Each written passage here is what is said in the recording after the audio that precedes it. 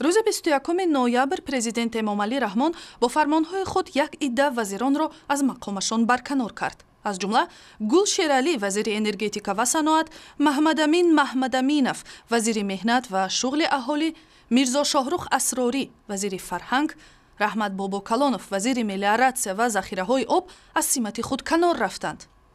дар ҳамин ҳол Нусратулло Салимов дар мақоми вазири тандурустӣ ва ҳифзи иҷтимоии аҳолӣ, Рустам Менглиев дар симати вазири адлия ва Қосим Қосимов дар мақоми вазири кишоварзии Тоҷикистон боқӣ монданд. Сумангул Тағоева ки раиси кумитаи кор бо занҳо буд, вазири меҳнат, муҳоҷират ва шуғли аҳолӣ таъин шуд. тибқи фармонҳои рӯзи 21 ноябр шахсиятҳои барои матбуот нав ба ҳайати ҳукумат роҳ ёфтанд.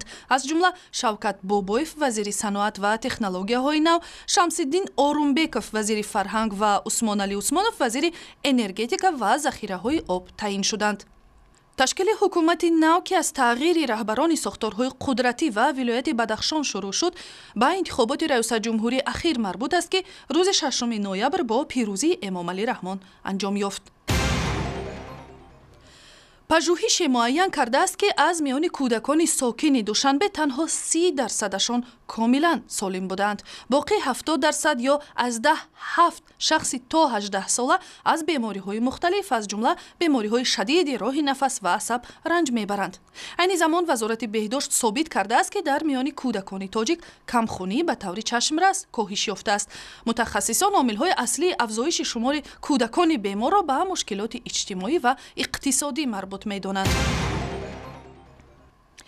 гурӯҳе аз занҳои тоҷик хостори депорти шавҳаронашон аз Русия шуданд.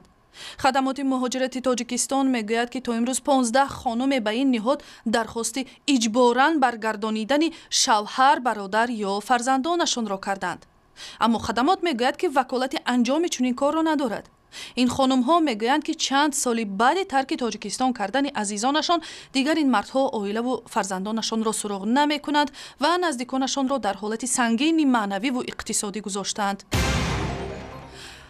дар иттиҳоди нависандагони Тоҷикистон маҳфили шеъру суруди шоири шинохта Салими Зарафшонфар баргузор шуд. дар оғози маҳфил ба адиб барои тарҷумаи ашъори шоираи рус Анастасия Андреева нишони бунёди шараф ва ҷасорати шаҳри Санкт-Петербург тақдим шуд. шоир, нависанда ва тарҷумон Салими Зарафшонфар муаллифи 7 китоб аст. аз ҷумла маҷмӯаи ашъораш Саднаи фиғон, Хунбаҳо ва повестҳояш зери заҳрханди аҳриманду овора ва шоҳасп аз ҷониби мунаққидон баҳои баланд гирифтанд.